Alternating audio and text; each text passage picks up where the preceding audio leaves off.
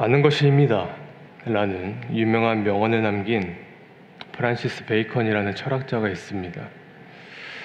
그의 수상록을 보면 지식은 곧 인간의 타락한 본성을 통제하고 세상을 정화하는 도구라고 보았습니다. 그래서 이 지식이라는 것이 단순한 도구가 아니라 진리와 윤리 그리고 인간다움으로 가는 길임을 깨닫게 해준다 라고 그는 주장을 하였죠. 물론 이 말이 어느 정도 공감은 됩니다. 아는 것이 우리의 삶에 다양한 의미로 힘이 되기 때문이죠. 그러나 여기서 놓치지 말아야 될 것이 무엇이냐면 지식은 힘이 될 수는 있어도 나라는 존재를 변화시킬 수는 없습니다. 이건 사실 성경도 마찬가지입니다. 신앙생활을 하면서 착각하게 되는 것 중에 하나가 무엇이냐면 내가 성경을 많이 알면 알수록 이것이 내 삶을 바꿔줄 수 있다라는 착각입니다. 물론 우리는 성경을 많이 읽고 때로는 함께 모여 공부도 하며 지식을 쌓아야 됩니다. 그러나 이것만을 염두에 놓고 평생을 성경에 매진한다면 지적으로는 성장할지는 모르겠지만 그것이 삶의 변화로까지 이어지기란 불가능합니다. 왜냐하면 여기엔 반드시 또 하나의 과정이 필요하거든요. 그게 무엇입니까? 바로 성령의 충만입니다. 우리가 사도행전을 통해 살펴본 바 사도들이 이 지식이 가득한 그리고 그 안에서 획기적인 삶의 변화로 전환되는 순간들이 있었죠. 그게 어떤 순간이었냐면 성령께서 사도들에게 충만히 임했을 때입니다.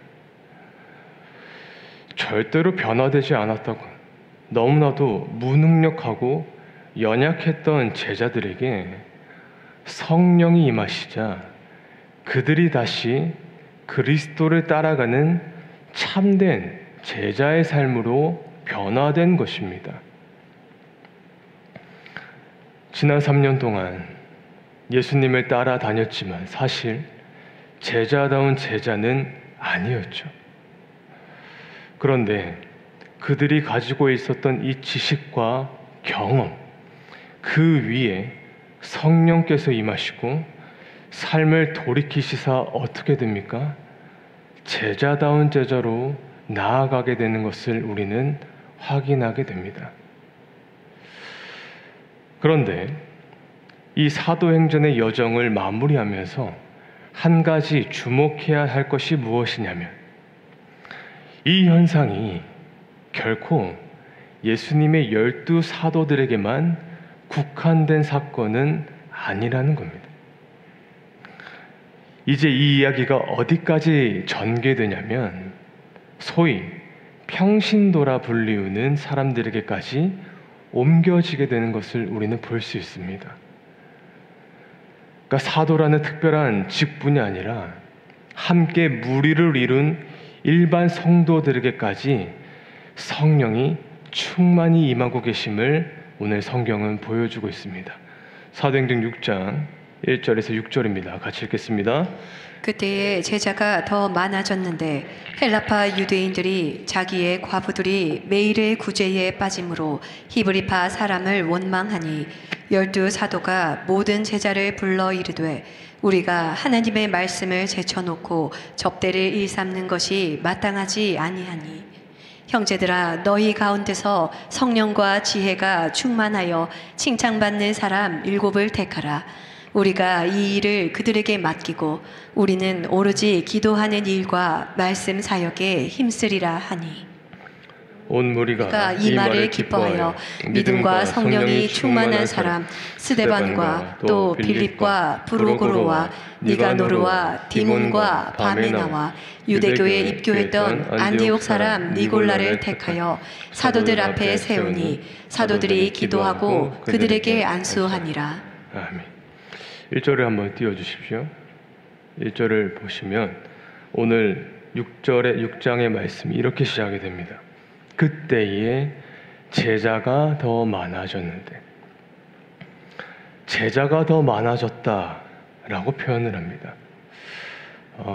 앞선의 사도행전 2장에서는 비슷한 표현이 있는데 무엇이었냐면, 베드로가 오순절날 설교를 하고 3,000명이 돌아올 때에 믿는 자가 더하여졌더라라고 표현을 해요. 그런데 오늘 말씀에서는 뭐라고 표현하냐면 제자들이 많아졌다라고 말합니다. 질적인 상승이 일어난 것이죠. 예수님을 그냥 믿는 것이 아니라 제자의 도를 따라가는 사람들이 늘어나기 시작한 겁니다. 군중이 많아진 게 아닙니다. 그저 규모가 커진 것도 아닙니다. 제자가 많아졌습니다. 사도를 제외한 소위 평신도라 하는 사람들 중에서 자신의 삶을 그리스도께로 돌이켜 그분의 제자로 살아가고자 하는 사람들이 많아진 것입니다. 여러분, 이런 것을 보고 소위 부흥이라고 이야기하는 거예요. 이것이 부흥이라는 거예요. 그동안 교회사 속에서 일어난 부흥이 어떤 식으로 일어났냐면, 부흥이라는 것은 어떠한 대단한 목회자 또는 거대한 군중의 이야기가 아니었습니다. 그저 일반인들, 너무나 평범했던 그 사람들 속에서 어떻게 제자로서 살아가는가, 그들의 삶에서 절대로 바뀔 수 없었던 것 같았던 그 부분들이 바뀌게 되면서 하나님 앞에서 회개하고 돌이키게 되는 것. 부흥의 과정 속에서는 예외 없이 이런 일들이 일어났다고요. 그냥 사람이 많아진 것이 아니라 예수 그리스도를 참으로 따라가고자 하였던 제자들이 많아진 것입니다. 성령의 충만함으로 자신의 삶을 하나님 앞에 드리는 그 결단과 삶의 모습이 기독교 역사 속에 녹여져 있는 부흥이라고요. 제자가 많아지는 것. 저는 세운교회가 이런 부흥을 경험하는 교회가 되기를 간절히 소망합니다. 지금도 주변 교회에서는 1년의 세례교인 몇 명을 목표로 삼고 온갖 방법을 동원하여 사람을 모아놓고 도장 찍어내듯이 세례를 베풀면서 그것을 부흥이라고 지칭하는 교회 여러분, 속지 마세요. 진정한 부흥은 평범했던 내가 예수님의 제자가 되는 변화입니다. 예루살렘 교회에 이런 부흥이 일어나고 있었어요. 그런데 그 와중에 문제가 생깁니다. 무엇이었냐면, 예루살렘 교회에서 가장 중요한 두 가지의 사역이 있었는데, 첫째는 복음을 전하는 것이었고, 다른 하나는 연약한 자들을 돌보는 것이었습니다. 그 중에서 가장 중요한 대상이 누구였냐면 바로 과부였습니다. 과부. 이 과부들이 누구냐? 우리가 한 번쯤 들어봤을 디아스포라, 흩어져 있는 유대인들. 그동안 타국에서 신앙을 지켜왔던 이 교포들이 예루살렘으로 돌아와서 다시 정착을 하였어요. 근데 그 중에서 가장 사회적 약자였던 과부가 있었던 거예요. 이 과부들이 오랫동안 이스라엘 땅을 떠났기 때문에 이 땅에 유산이 없었습니다. 그리고 남편이 없었기에 누구보다 도움이 절실한 필요한 상황이었어요. 그래서 이들을 돌보는 것이 바로 당시 교회의 중요한 사역이었습니다. 그런데 본의 아니게 그 과부들이 도움의 손길에서 소외되는 그런 현상이 일어나게 된 것이죠. 지난주 여름 성경학교를 이제 마치자마자 제 아들이 이제 열이 나고 아프기 시작했는데 열이 안 떨어져서 결국 이제 입원을 했어요. 근데 이제 1인실 비용이 너무 부담이 되다 보니까 평소에 이제 다인실에 입원을 하는데 들어갔을 때 이제 맞은편에 우즈베키스탄에서 온 가족이 있었습니다. 그러니까 5살 된 딸과 이제 막 6개월 된 아들, 그리고 25살 된 엄마가 돌보고 있었어요. 그러니까 우즈벡은 90%가 이슬람교를 믿으니까 그 히잡을 쓰고 계시더라고요. 그러니까 처음에는 조금 어려웠었는데 어쩌다 보니까 그 엄마와 제 아내가 먼저 이제 친해졌어요. 그러니까 서로 이런저런 이제 대화를 나눴다고. 그리고 이제 저녁에는 이제 제가 병원에서 자야 되니까 이제 이어서 이제 아빠가 오더라고요.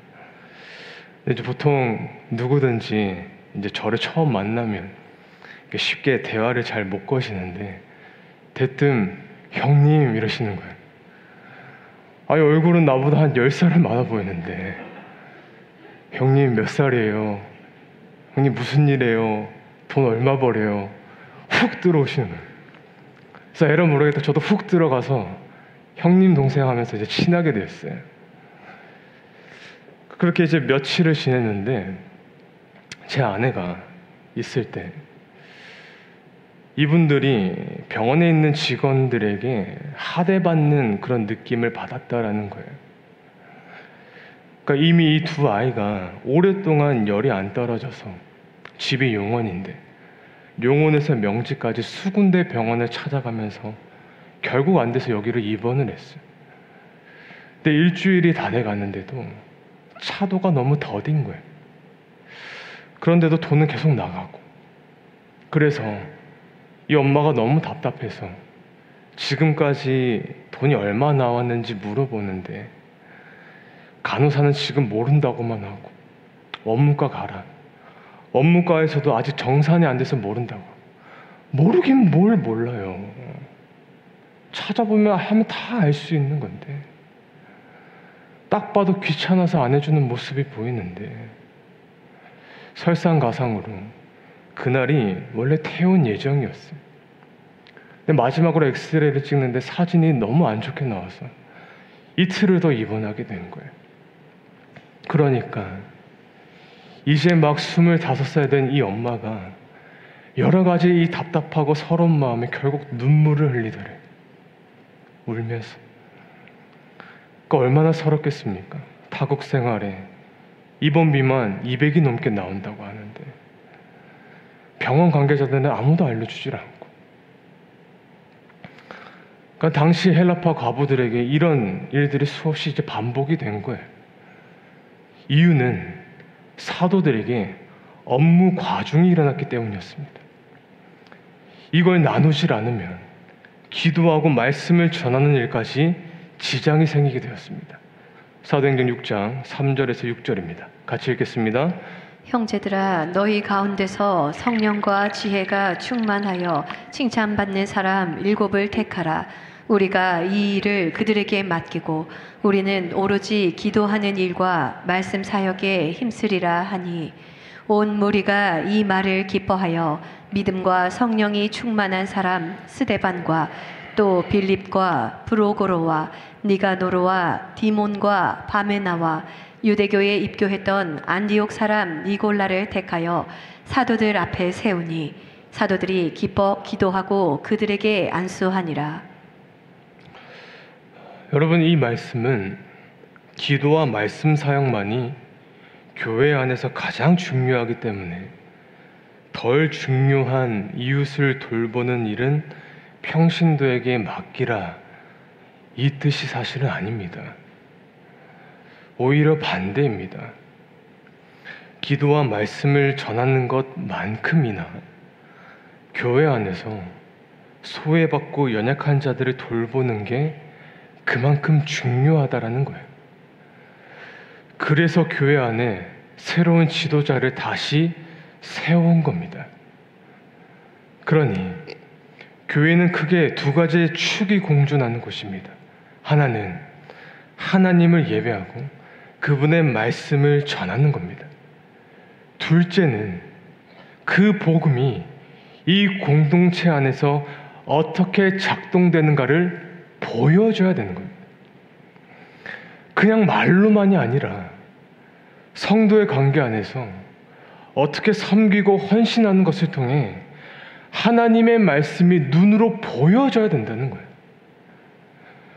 그래서 말씀은 본질, 연약한 자들을 돕는 것은 비본질이 아니라 참된 교회를 이루기 위해서는 사도들이 자신의 역할을 평신도들에게 나눈 거예요. 자기만 이 모든 것을 감당하는 게 아니라 평신도들과 함께 하겠다라고 일을 나눈 거라고요. 그래서 사도들은 지혜와 성령이 충만한 7명의 집사를 선출합니다. 여러분, 이것을 통해 우리는 명확하게 알 수 있습니다. 무엇이냐면 성경은 교회 안에 교권이나 어떤 계급이나 높은 사람, 낮은 사람 이렇게 나누는 방식으로 교회가 형성되었다고 말하지 않았다는 거예요. 그리스도께서 세우신 교회의 참 모습이 무엇이냐면 성령께서 모든 사람들에게 동일하게 일하실 수 있는가를 보여주는 거예요. 동일함이에요. 동일함. 사도들이 성령이 충만함으로 말씀을 증거하는 것처럼 동일하게 평신도들도 지혜와 성령의 충만함으로 다른 이들을 섬기는 겁니다. 이 두 가지가 교회를 지탱하는 기둥이었다고요. 그 대표적인 평신도가 바로 스데반이었습니다. 8절입니다. 같이 읽겠습니다. 스데반이 은혜와 권능이 충만하여 큰 기사와 표적을 민간에 행하니. 큰 기사와 표적을 민간에 행하니. 사실 이건 이전에 누구에게 쓰여진 것이었냐면 베드로가 성령으로 충만해서 어떤 일을 행했을 때 묘사되었던 표현이었어요. 그런데 이것이 오늘 누구에게 적용되고 있냐면 스데반 집사에게 주어지고 있습니다. 무슨 말이냐? 교회 안의 모든 직분은 세워진 목적이 바로 동일함입니다. 질서입니다. 교회가 질서 있게 하나님 나라의 일을 감당하기 위해 서로의 역할을 나누면서 함께 섬기는 겁니다. 그러니 성령 하나님이 이 교회에 임하실 때는 목사에게는 크게 임하시고 평신도에게는 작게 임하시는 게 아니라는 거예요. 동일한 성령 하나님께서 지금도 저와 여러분에게 동일하게 일하고 계신다고요. 이거는 어떻게 보면 주어진 책임으로 설명될 수도 있어요. 여러분들이 성령으로 충만해지지 않고 저 같은 목사나 사역자에게 그 짐을 떠안는 거, 여러분 그거 옳지 않습니다. 반대로 어떤 목회자가 이 권능을 독점하여서 교회 안에 아무런 권리도 아무런 자격도 주지 않는 거, 그거 결코 성경적이지 않습니다. 왜요? 성령이 일하시는 방법은 동일함이거든요. 모두에게 동일하게 역사하셔서 서로의 사역을 존중하며 질서 있게 함께 세워져 가는 것이 바로 교회입니다. 우리 교회가 이것을 지향하며 걷고 있잖아요. 그래서 이것을 강하게 주장하였던 인물이 바로 스데반 집사였어요. 그가 성령으로 충만하여서 다른 이들에게 복음을 증거할 때 이 유대인들이 스데반의 논리를 깰 수 없으니까 뒤에서 이제 모함을 만듭니다. 저 사람 신성 모독하고 있다. 말이 이상하다. 불러라. 그래서 이전에 베드로와 사도들이 잡혀가서 공회에서 변호를 해야 했던 것처럼 스데반 역시 변호를 해야 되는 상황이 되었어요. 그래서 스데반이 공회 앞에 갔는데 그 변호의 내용을 봐하니 자신을 지키기 위한 내용이 아니라 마치 설교처럼 그는 오히려 더 담대한 복음을 전하고 있었습니다. 오늘 본문 51절에서 53절입니다. 같이 읽겠습니다. 목이 곧고 마음과 귀에 할례를 받지 못한 사람들아, 너희도 너희 조상과 같이 항상 성령을 거스르는도다. 너희 조상들이 선지자들 중에 누구를 박해하지 아니하였느냐? 의인이 오시리라 예고한 자들을 그들이 죽였고 이제 너희는 그 의인을 잡아 준 자요 살인한 자가 되나니 너희는 천사가 전한 율법을 받고도 지키지 아니하였도다 하니라. 이것이 한 집사가 수많은 사람들 앞에서 선포한 하나님의 복음이었습니다. 여러분, 저는 오늘 이 스데반이라는 한 사람에게 시선을 집중시키는 게 아닙니다.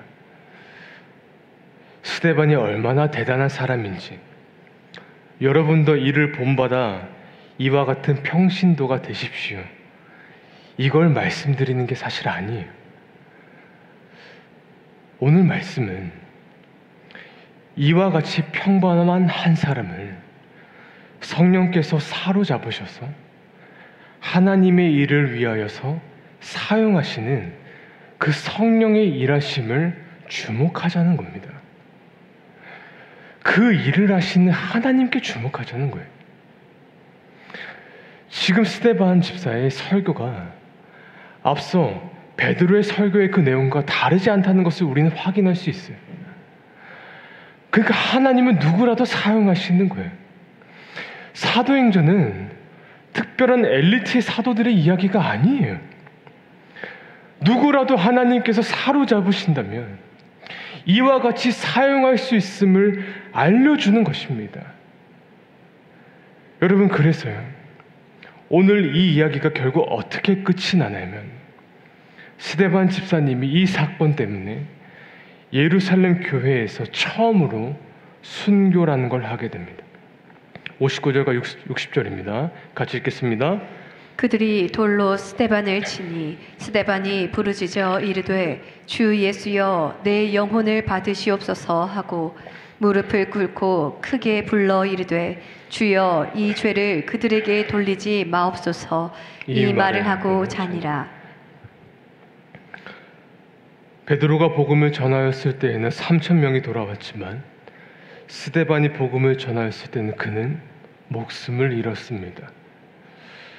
여러분, 이것을 봤을 때 무엇이 하나님의 역사일까요?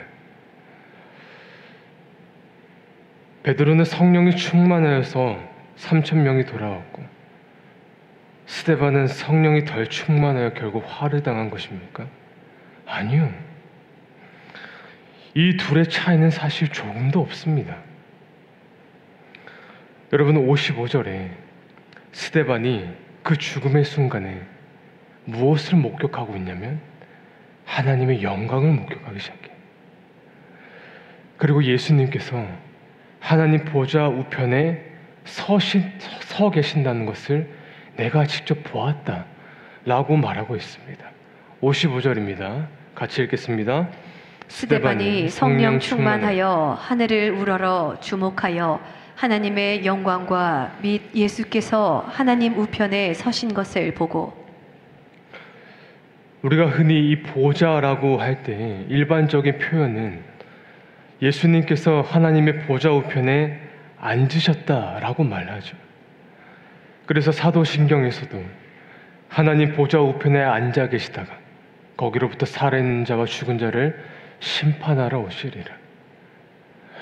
그렇게 보좌에 좌정하서 앉아 계신 예수님이셨는데, 그런데 오늘 스데반의 순교하는 순간에 마치 예수님께서 자리를 박차고 일어나신 것처럼 그렇게 묘사되고 있는 거예요.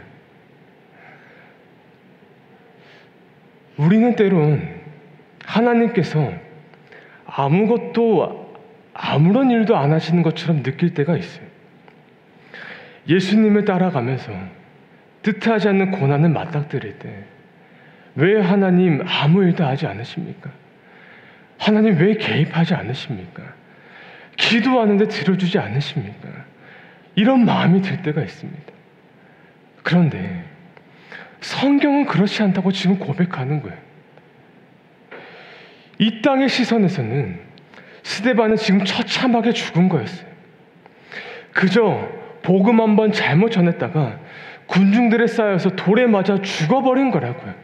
그런데 오늘 말씀을 보니까 예수님께서 자리를 박차고 일어나셔서 스데반을 주목하고 계셨다라는 거예요. 이 말씀이 무엇을 시사하냐면 순교라는 이 결정적인 순간에 하나님은 스데반의 위기를 모면하게 해주시는 분이 아니라 그분의 영광을 보여주시는 방법으로 그를 붙잡으셨다라는 겁니다. 그 결정적인 순간에 스데반에게 그 위기가 지나가게 하시는 방법이 아니라 눈을 열어 하나님이 그 보좌와 그 보좌 우편에 일어나서 자기를 지켜보고 계신 그 예수 그리스도의 영광을 보여주신 겁니다. 누군가는 3,000명이 돌아오는데 그렇게 하나님이 사용하셨지만 또 누군가는 순교의 제물이 되어서 하나님 앞에 드려지게 된 거예요. 이 모든 것이 하나님께서 하신 일인 겁니다. 그래서 그것이 눈에 보기에 크다고 해서 하나님의 역사구나 생각할 것이 아니고 그것이 눈에 보기에 작다고 해서 하나님께서 일하시지 않는구나 생각할 필요도 없다는 것입니다. 우리는 이 일의 크기가 아니라 그 가운데서 하나님이 무슨 일을 하고 계시는가, 어떻게 영광을 받고 계시는가, 여기에 우리의 시선을 집중해야 되는 겁니다.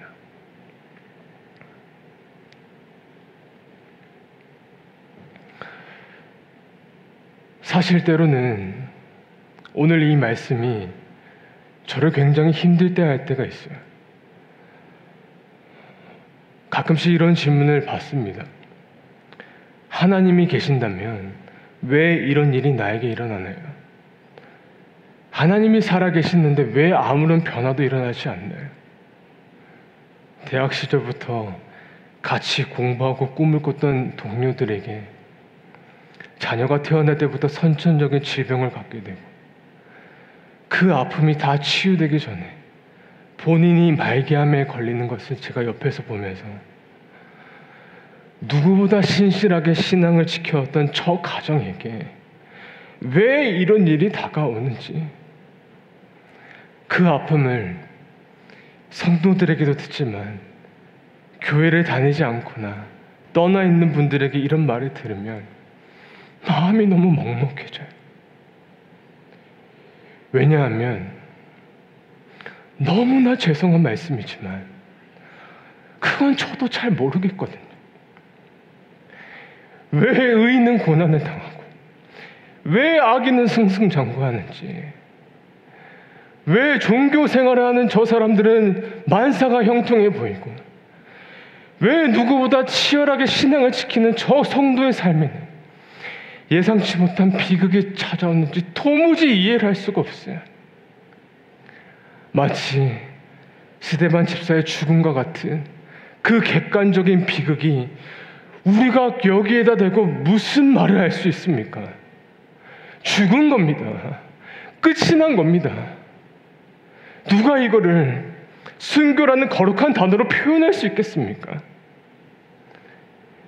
이어서 8장으로 넘어가면 스데반 집사의 장례를 치르는 장면이 등장하는데 그 몇 줄 안 되는 구절에 슬픔이 가득해요. 그리고 그 죽음 이후에 기독교를 향한 박해가 본격적으로 몰아치기 시작합니다. 많은 사람들이 세계 곳곳으로 흩어지기 시작합니다.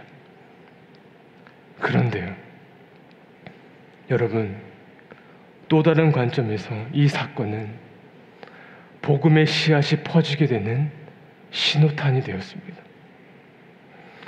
스데반의 죽음 이후 뿔뿔이 흩어졌던 그 그리스도인들로 인해 이방 나라의 복음이 전해지고 교회가 세워지는 열매로 이어지게 된 겁니다. 사랑하는 세운교회 성도 여러분, 성도의 삶에 찾아온 비극이 분명히 있습니다. 저는 그것에 대해서 아무것도 아니라고 말할 수 없습니다.